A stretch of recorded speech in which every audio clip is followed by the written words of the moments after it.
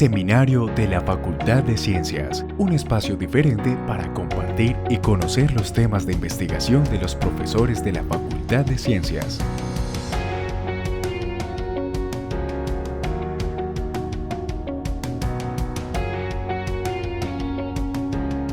Todos, muchas gracias por venir, muchas gracias a María Eugenia por organizar.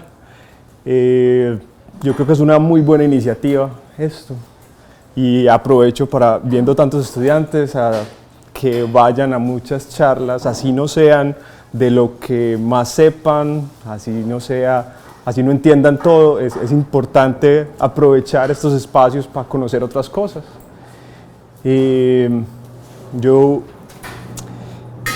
Es difícil para mí preparar esta presentación porque no sabía exactamente el nivel de la audiencia. Aquí acabo de ver al profesor Osvaldo que posiblemente me va a corchar con alguna pregunta. Entonces, me pueden hacer preguntas en el camino. Está bien que me interrumpan y yo trataré de cubrir lo más que pueda. Si no cubro todo, no hay problema. Les voy a hablar de criptografía postcuántica. Este es un trabajo que hacemos en el grupo de investigación. En el grupo está John Byron Baena, que es otro profesor de la Escuela de Matemáticas, Jaiber Porras, que es egresado del doctorado, fue estudiante de John Byron, Javier Berbel, que es un estudiante actual del doctorado de Matemáticas, y Snyder y Daniel Escudero, que son egresados de la maestría.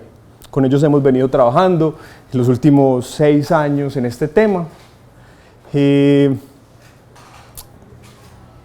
Criptografía postcuántica. ¿De qué se trata eso? Es la criptografía que vamos a necesitar el día que hayan computadores cuánticos.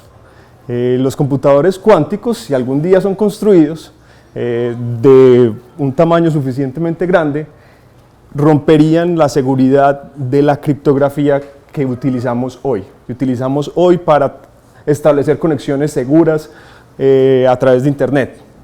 Entonces necesitamos una criptografía resistente a computadores cuánticos. Si les fuera a hablar de criptografía postcuántica, en el fondo no tendría que hablar mucho de computación cuántica, pero yo sé que genera mucha curiosidad la computación cuántica, entonces les voy a hablar un buen rato de computación cuántica. Es un tema interesante, vigente, les voy a hablar mucho de eso, les voy a dar una idea de la computación cuántica. Les voy a hablar de criptografía de llave pública, porque es allí donde radica realmente el problema. Es la criptografía de llave pública la que está en riesgo.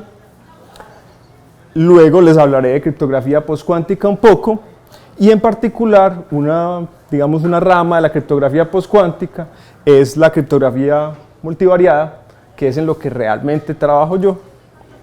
De eso les hablaré muy poco, pero alguna cosa diré. Y es que los computadores cuánticos no son simplemente computadores más rápidos, realmente es un paradigma completamente diferente de computación. Entonces empecemos por ahí, yo quiero darles un poco esa idea de qué es lo que es diferente, cómo se computa con un computador cuántico. Principios del siglo XX, se empezaron a preguntar qué es computable, qué podemos computar. ¿Cierto? Empezaron a aparecer las primeras máquinas de cómputo y bueno, ¿qué es computable? Pues a partir de los trabajos de Church, de Turing y de otros, se planteó que quizás se puede resumir todo lo que es computable en un modelo muy sencillo, una máquina de Turing. Una máquina de Turing es una máquina muy sencilla.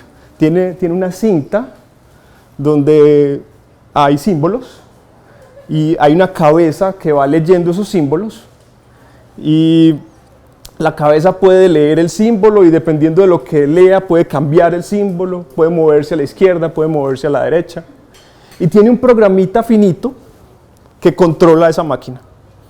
Eso es una máquina de Turing.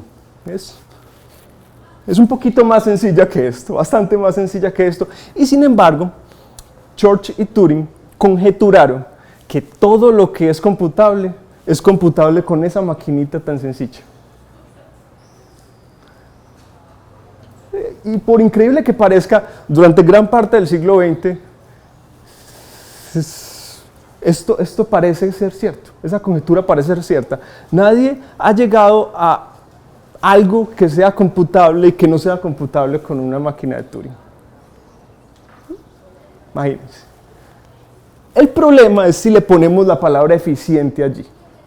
Ya esa no es exactamente la conjetura de Turing. Todo lo que es computable eficientemente se puede computar eficientemente con una máquina de Turing. Ya ahí empezamos a dudar. Sin embargo, durante gran parte del siglo XX, incluso con la palabra eficiente ahí, esto seguía siendo cierto y la gente seguía considerando eso cierto. Este computador tan sofisticado puede computar eficientemente lo mismo que una máquina de Turing.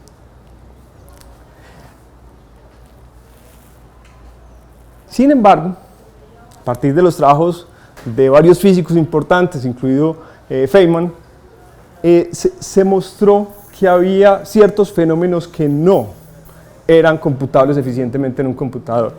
La física cuántica no se puede modelar, simular eficientemente en una máquina de Turing.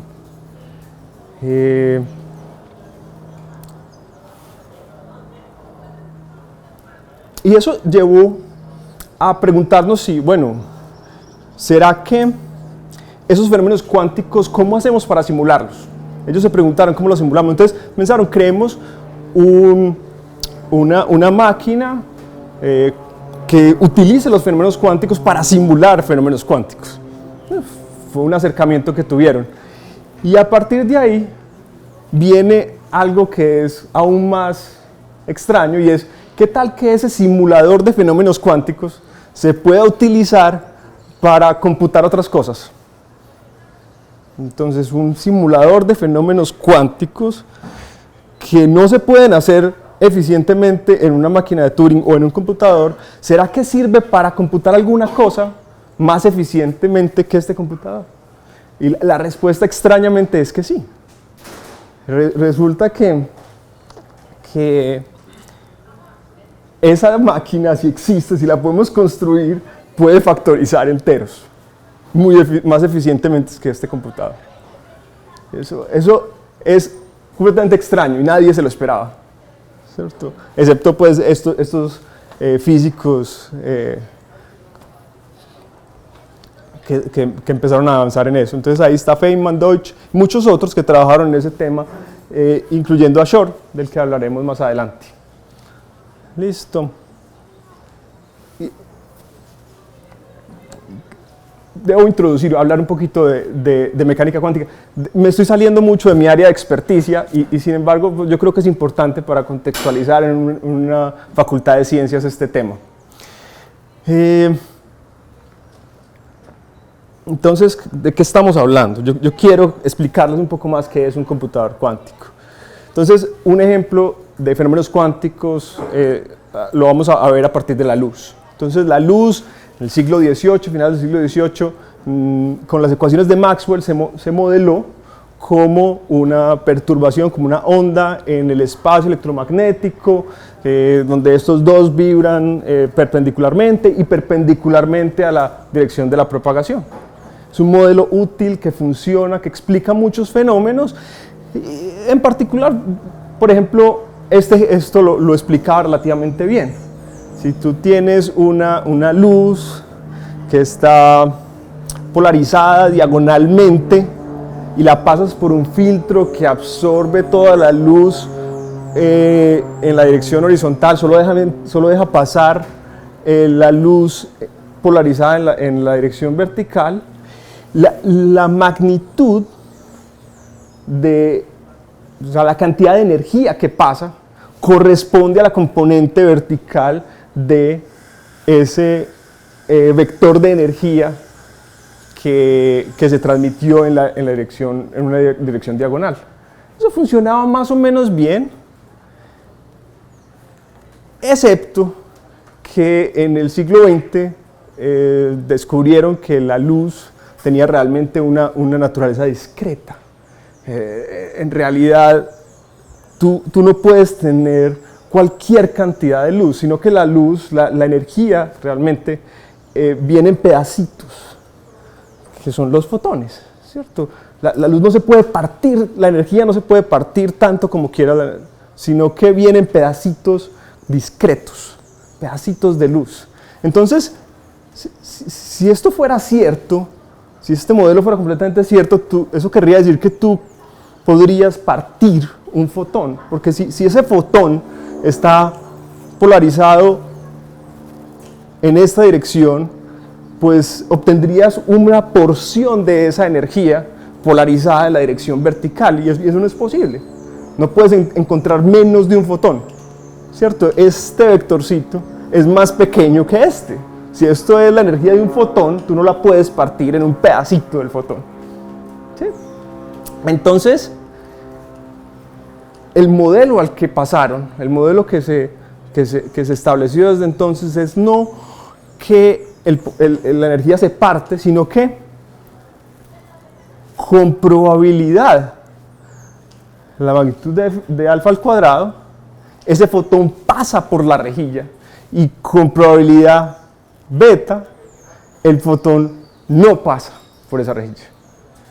Entonces, no es que el fotón se parta, sino que con cierta probabilidad pasa y con cierta probabilidad no pasa. Cuando tú echas por ahí suficientes fotones, entonces pareciera que lo que ocurre es esto. Pero la realidad es que el fotón o pasa o no pasa. Eso es un qubit. Eso podría ser un qubit. Un fotón que con cierta probabilidad está polarizado horizontalmente y con cierta probabilidad está polarizado verticalmente. Y con probabilidad, la magnitud de alfa al cuadrado está polarizado en esta, y con esta probabilidad está de esta manera. Eso es un qubit, y con eso vamos a computar. Esa es nuestra nueva herramienta para computar, un qubit. Ahora, uno de los problemas es que yo no puedo, a partir del fotón, saber exactamente alfa y beta. Yo puedo medirlo. Yo puedo pasarlo por la rejilla, y si pasa o no pasa, puede pasar o no pasar, pero yo no puedo saber el alfa y el beta. Parte de lo que yo puedo es medir, y voy a obtener el fotón o no lo voy a obtener con cierta probabilidad, ¿cierto? Pero no puedo obtener el alfa y el beta. Eso es un qubit. Puedo tener múltiples qubits, es decir, puedo tener varios fotones, y esos fotones aquí cambié esas flechitas por ceros y unos. Lo mismo, piensen que la flechita para arriba es un 0, la flechita para... ¿Qué problema hay? ¿Cierto? 0 y un 1. Entonces aquí piensen que ya tenemos dos fotones, entonces los dos fotones pueden estar orientados en una dirección, uno en una dirección, el otro en el otro en una, el otro, y con cierta probabilidad cada una de esas situaciones ocurre. Ese es con lo que voy a trabajar. Entonces, y realmente estos alfas son números complejos, pero no nos metamos en ese problema. Lo pueden pensar que son números reales. Y estos, así como pinté ahorita dos direcciones, aquí habrían 4 direcciones. Entonces es un vector de 4 componentes en c a la 4. ¿Listo? Si tuviera n fotones, entonces sería c a la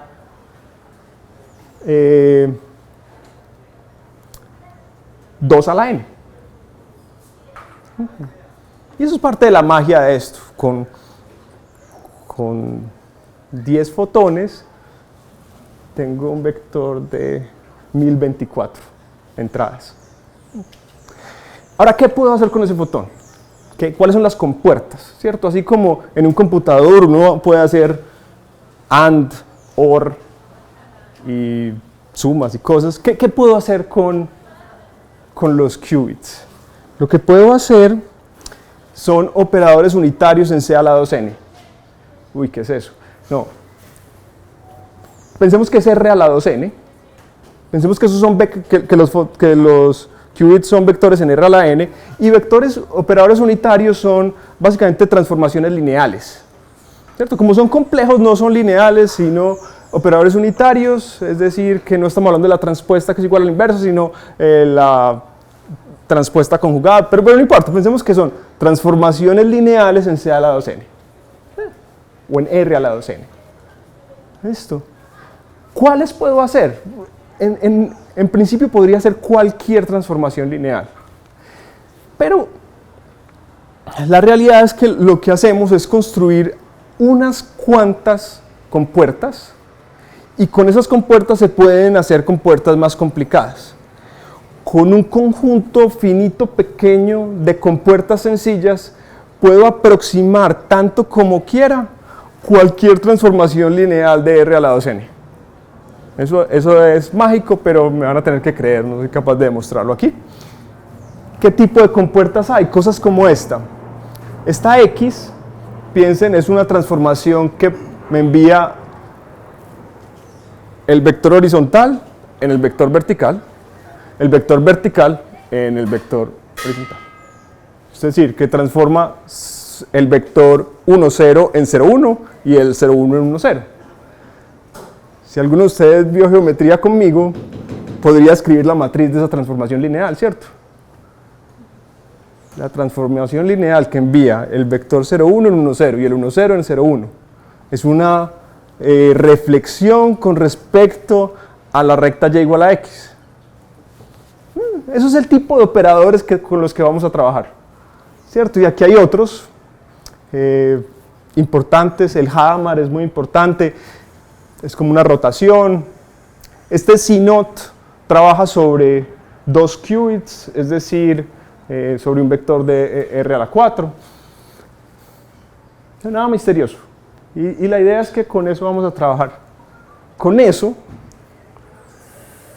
esa es nuestra herramienta para computar. Entonces, no crean que programar en esto es fácil. Y cada algoritmo que han desarrollado para esto es bien complejo. Solo para dar un ejemplo, el algoritmo de Grover es uno de los primeros algoritmos que se desarrollaron, que mostraron que esto tiene un potencial.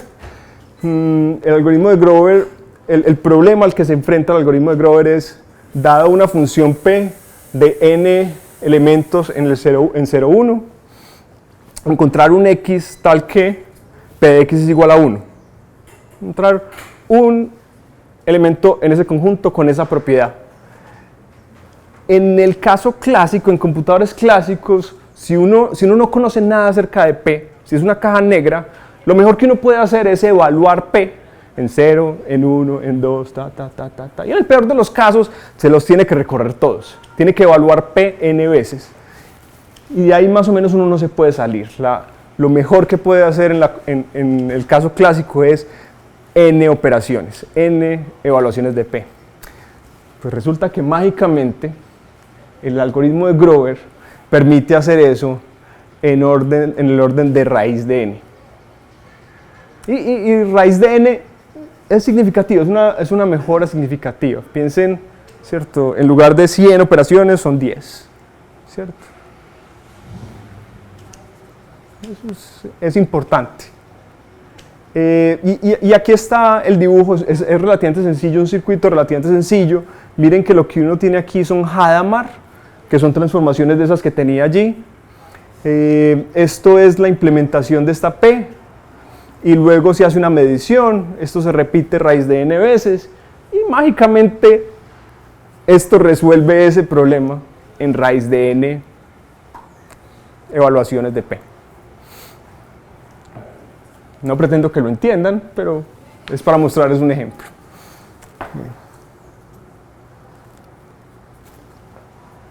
Voy a cambiar de tema, entonces aprovechen para hacer preguntas si tienen alguna.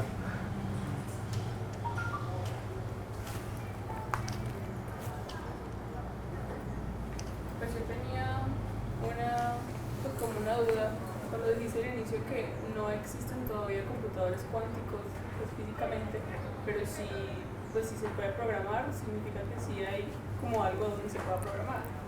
Hay un modelo de cómputo teórico sobre el que hemos programado teóricamente durante muchos años. Más recientemente se han empezado a fabricar computadores cuánticos pequeños. Cada 6 meses sale un anuncio de que Google tiene un computador cuántico de no sé cuántos qubits y luego sale uno más grande. 50 qubits, pareciera que estamos por ahí, que se ha obtenido un computador cuántico con 50 qubits más o menos razonable. Todavía hay problemas con los errores,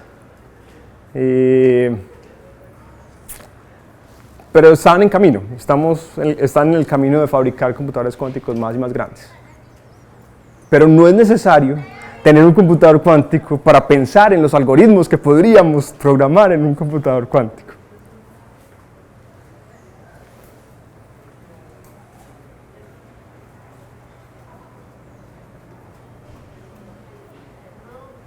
Una otra pregunta.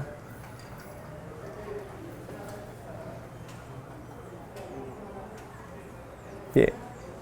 Les voy a hablar de criptografía de llave pública.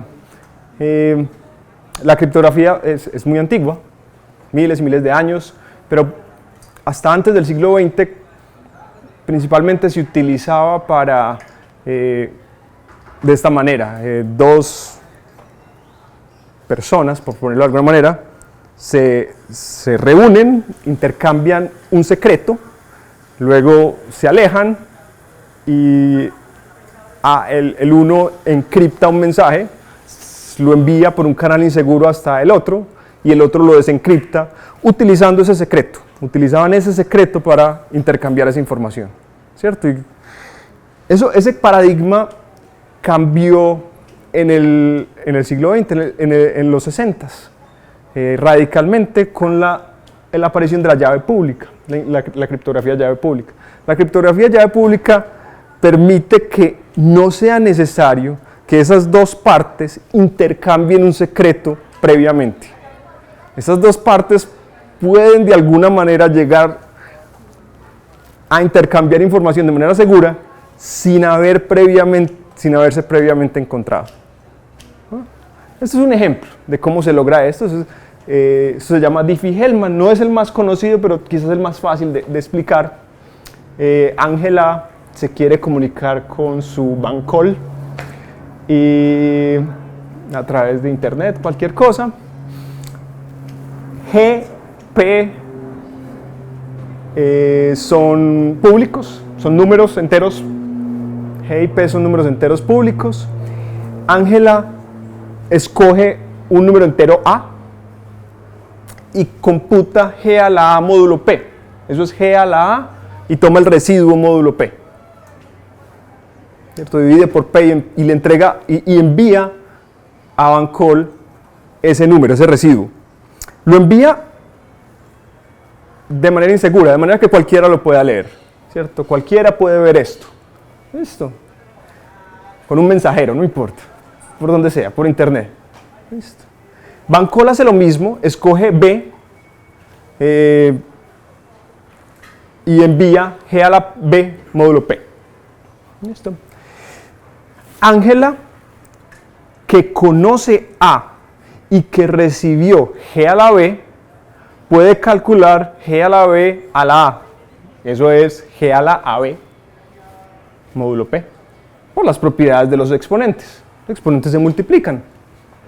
Y Bancol puede calcular lo mismo porque él recibió G a la A y él conoce B. Entonces puede tomar G a la A y elevarlo a la B para encontrar G a la AB módulo P. Estas dos cosas son iguales. Ellos dos pueden calcular la misma cantidad, ese mismo número, lo pueden obtener cada uno por separado. Lo maravilloso de esto es que nadie más puede encontrar ese número. Conociendo G a la A y G a la B, es difícil encontrar G a la AB. Para hacerlo, sería necesario que conociendo este residuo, alguien pudiera encontrar A, por ejemplo. Conociendo g a la a, obtener a. Eso se llama el problema del logaritmo discreto. Es encontrar el exponente, pero esto es en lo discreto. Nosotros ¿cierto? Estamos muy acostumbrados a los logaritmos en los reales, es encontrar el exponente, y los logaritmos en los reales son muy eficientes, uno puede calcular logaritmos muy bien, pero el logaritmo discreto es un problema difícil. ¿Difícil en qué sentido? En que no hay un algoritmo eficiente que se pueda computar en un computador, en una máquina de Turing, en un computador de estos, en un computador cualquiera. Y eficiente, yo debería decir algo acerca de eficiente en este caso. Eficiente quiere decir que el número de pasos sea polinómico en el tamaño de A. Y no eficiente es que sea exponencial, por ejemplo. ¿Cierto? Lo mejor que puedo hacer es un número de pasos exponenciales para calcular ese A. Entonces, Ángela y Van Cole se ponen de acuerdo en un secreto sin haberse visto nunca, sin haberse encontrado nunca, a través de un canal inseguro. Esto fue absolutamente crucial para el crecimiento de Internet. Esto es lo que permite que millones y millones de personas, millones y millones de servidores se comuniquen los unos con los otros de manera segura, sin que todos tengamos que ir y encontrarnos para intercambiar secretos. Ojo, no estoy hablando de contraseñas, estas son las llaves con las que se encripta. Otro día hablamos de contraseñas. Eso fue desarrollado en los 60s. Eso es Diffie-Hellman. El problema detrás es el logaritmo discreto. Otro muy famoso es RSA. Y el problema detrás de ese es factorización de enteros grandes. Ese es otro problema que es difícil computacionalmente. Y hay otros, pero todos dependían de esos dos problemas: logaritmo discreto y factorización de enteros. En el 95-96, Shor propuso un algoritmo cuántico que sirve para factorizar enteros, que también sirve para encontrar logaritmos discretos de forma eficiente. Es decir, eficiente es polinómico en el tamaño del entero. Eso rompería la seguridad de todo lo que usamos para criptografía llave pública. Hoy, todo lo que hoy se usa para criptografía llave pública. Es decir, si hubiera hoy un computador cuántico suficientemente grande, las comunicaciones no serían seguras. Básicamente. Esa es la realidad a la que nos enfrentamos. Lo bueno es que no han construido un computador cuántico suficientemente grande.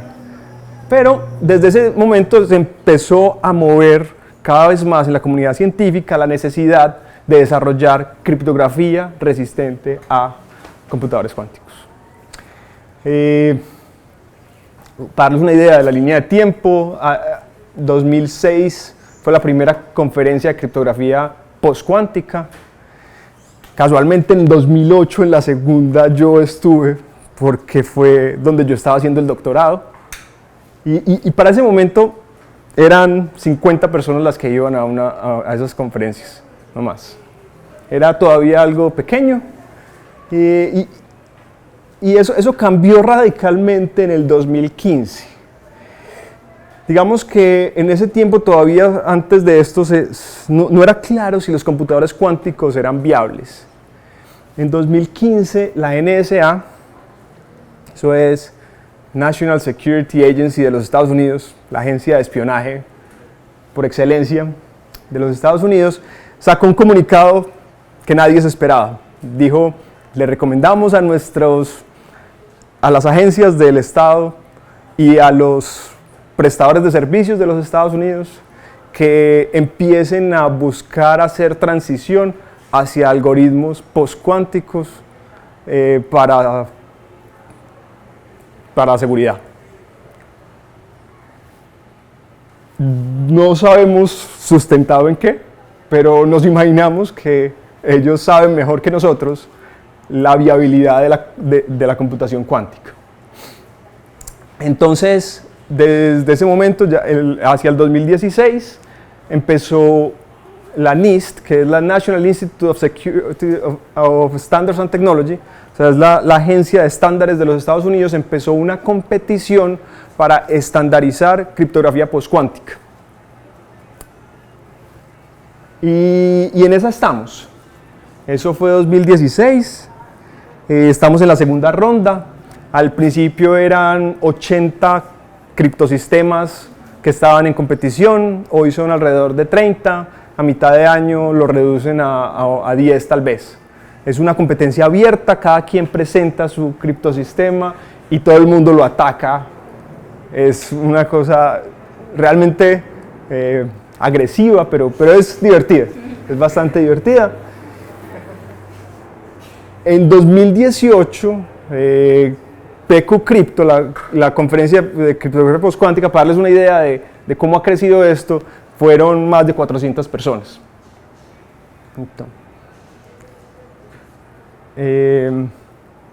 Sí, esto ha crecido mucho y estamos sí. Entonces, criptografía postcuántica es buscar nuevos problemas en las matemáticas con los que podamos construir criptografía, que sean difíciles incluso en computadores cuánticos. Hay varios sabores, hay varias áreas de las matemáticas de donde hemos encontrado problemas interesantes. Una es la teoría de retículos. Un retículo es un subgrupo discreto en RN, y ahí hay problemas de donde se puede hacer criptografía. Otro es la teoría de códigos correctores de error. Allí hay problemas matemáticos donde se puede hacer criptografía. Otro es polinomios multivariados, del que voy a hablar un poco más. Otro es isogenias. Isogenias son mapeos entre curvas elípticas, y allí también hay problemas matemáticos interesantes. Entonces, esto, digamos, amplió mucho de dónde buscar problemas y abrió esto a la comunidad matemática. Como vengan, propongan problemas que sean interesantes de los que podamos hacer criptografía. Dale. Si aún no hay computadores cuánticos, ¿cómo se puede saber qué es solucionable y qué no? Pues, ¿cómo saben qué pueden solucionar o qué va a ser un problema para solucionar si todavía no hay un computador cuántico que lo solucione? Podemos escribir teóricamente un algoritmo cuántico y analizar cuánto se demoraría corriendo para resolver un problema. Eso lo podemos hacer. ¿Una suposición? No. De hecho, lo mismo hacemos con los algoritmos tradicionales. Uno escribe un pseudocódigo y analiza qué tan rápido correría ese programa, ¿cierto? ¿Cuántos pasos, cuántos ciclos, cuántas iteraciones tendría que hacer de este pedacito, cuántas iteraciones tendría que hacer de este pedacito? Uno lo puede analizar sin necesidad de ponerlo a correr. Ahora, hay simuladores de computadores cuánticos. Eso existe. Entonces yo puedo descargar una librería de Python donde puedo simular un computador cuántico. No sería eficiente, sería muy lento, pero puedo correr cosas pequeñas. Sí, la verdad yo nunca lo he hecho, pero tenemos el propósito ahorita de hacerlo. Además, porque ya también IBM puso en la nube supuestamente su computador cuántico. Entonces nosotros sí podemos ya computar supuestamente en un computador cuántico, ¿verdad? Es pequeño. ¿Es pequeño? Sí, son 5 qubits. 5 qubits. Máximo, y te ofrecen un simulador de 32 qubits. 5 qubits de verdad o 30 qubits para simular. Pero se puede hacer de forma teórica. ¿Alguna otra pregunta?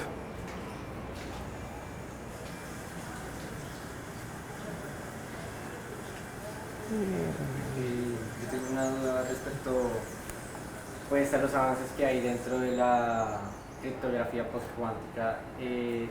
¿Se podría decir que está muy alejado de encontrarse una posible solución o si se han llegado a ciertos avances? Sí, se ha avanzado muchísimo y lo que te decía, la competición empezó en el 2016 y esa competición realmente es una prueba de fuego para esos criptosistemas. Entonces hubo 80 propuestas. En el primer año salieron todas aquellas que eran vulnerables, que se les encontraban vulnerabilidades. Para la segunda ronda hay alrededor de 20 y pico, porque algunas se fusionaron y otras fueron encontradas inseguras. Pero las que quedaron hoy,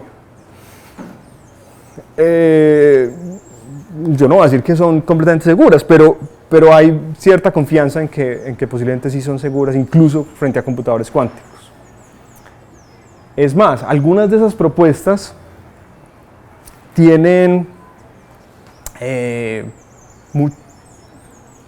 40 años. Han estado 40 años por ahí y la gente ha estado tratando de atacarlas durante 40 años. Y siguen siendo seguras. Entonces hay cierta confianza en que esto sí se va a lograr. De hecho, que NIST esté tratando de estandarizar, quiere decir que ya esto es bastante viable, ¿cierto? Esto no es, o sea, el proceso de estandarización es ya, construyamos cosas que se puedan implementar, que mañana los programadores puedan empezar a implementar y poner a funcionar y poner en los programas de verdad. Profe, un criptosistema sería el equivalente a que en programación no tradicional. Un criptosistema. Un criptosistema es un protocolo, no, sí, voy a decirlo de alguna manera, es un protocolo como el que les mostré ahorita.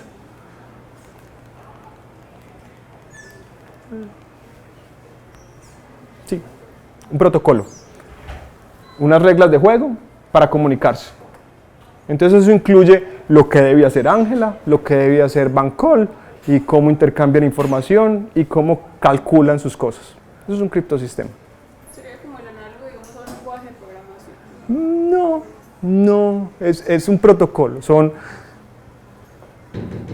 unas reglas es como una receta de cocina.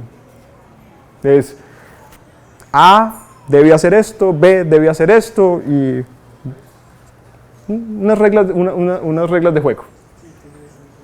¿Sí? Entonces son varios algoritmos. Son varios algoritmos que se deben ejecutar de cierta manera. Las reglas de cómo se deben ejecutar.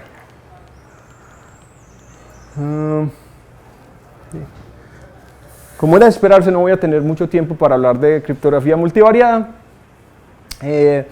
pero esto es lo que nosotros hacemos. Entonces, pues, algo debo decir, que se soporta en el problema MQ, que es el problema de resolver sistemas polinómicos multivariados de ecuaciones. Sistemas como esos, ¿cierto? Y eso resulta que es un problema difícil. No se ve muy difícil, pero si tenemos 100 ecuaciones con 100 incógnitas, es un problema difícil.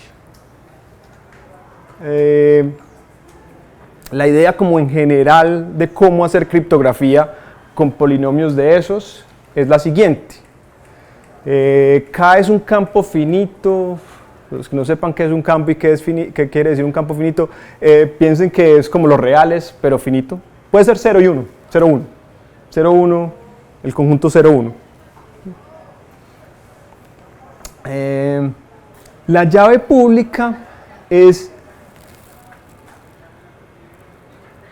m polinomios de este estilo. O sea, una función de k a la n en k a la m, definida por m polinomios. Son m polinomios. La llave secreta es alguna manera de encontrar preimágenes de P, de invertir P, por decirlo de alguna manera. No necesariamente es invertible, entonces no va a decir invertir, pero encontrar preimágenes a partir de la evaluación de esto, recuperar los X. Y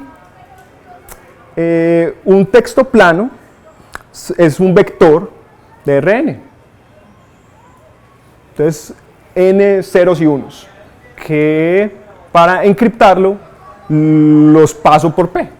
Evalúo P en x1 hasta xn y envío y1 hasta ym.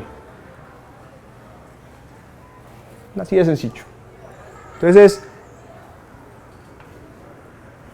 m polinomios, encripciones evaluar, desencripciones recuperar preimágenes de alguna manera de encontrar preimágenes. Esta es la idea general.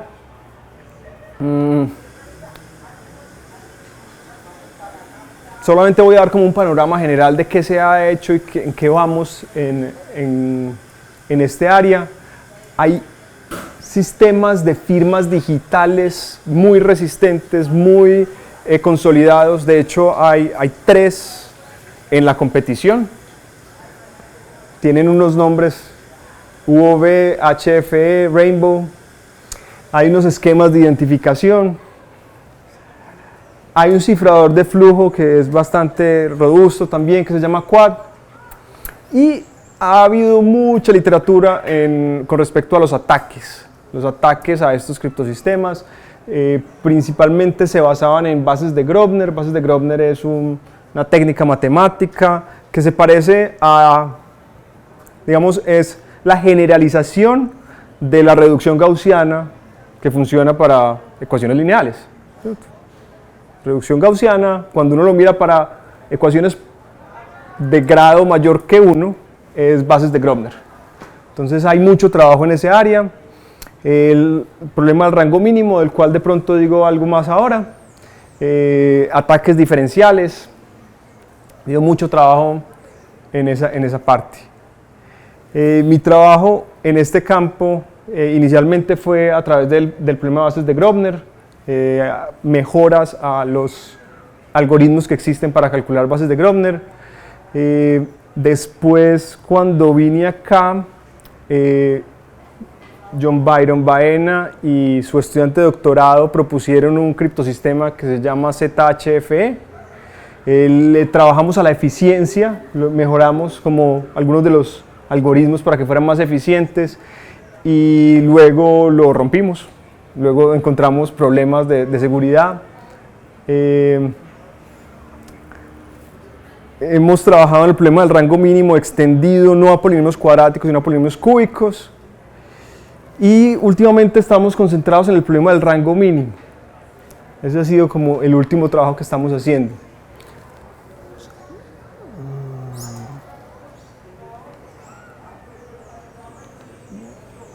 Yo creo que es mucho hablar de esto. Esto es un trabajo que hicimos el año pasado, que tiene que ver con el problema del rango mínimo.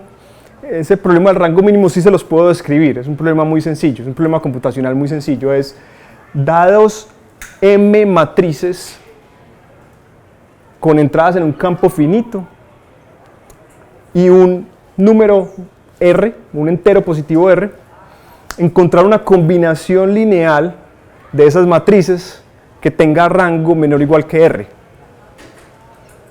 Es un problema que uno es capaz de entender muy rápidamente. Encontrar una combinación lineal de unas matrices de rango bajo es un problema que se ha vuelto muy relevante en esta competición que está haciendo NIST, porque la seguridad de varios criptosistemas pareciera que recae en este problema, no solo basados en polinomios multivariados, sino algunos que están basados en otro tipo de construcciones, como teoría de códigos.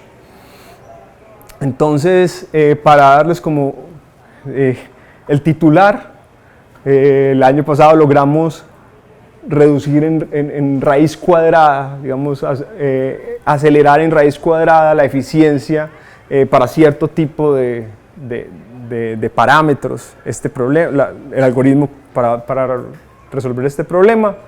Eso es significativo porque eso hace que se requieran parámetros más grandes y para poder hacerlo eficiente. Eso es lo que hacemos. Si están interesados en la página web, están estas diapositivas y también otros trabajos que hemos hecho. Y eso es todo. Muchas gracias.